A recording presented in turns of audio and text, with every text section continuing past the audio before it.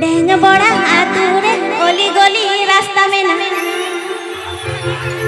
लौला लौला काकी गो पापड़ भाजा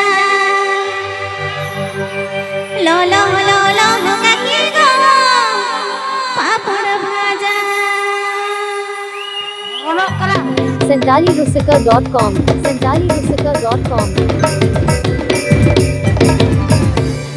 ढेंग बड़ा आतुरे गली गली रास्ता में ना लौला लौला काकी गो पापड़ भाजा लौला लौला काकी गो पापड़ भाजा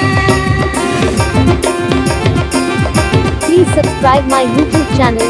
Please subscribe my YouTube channel.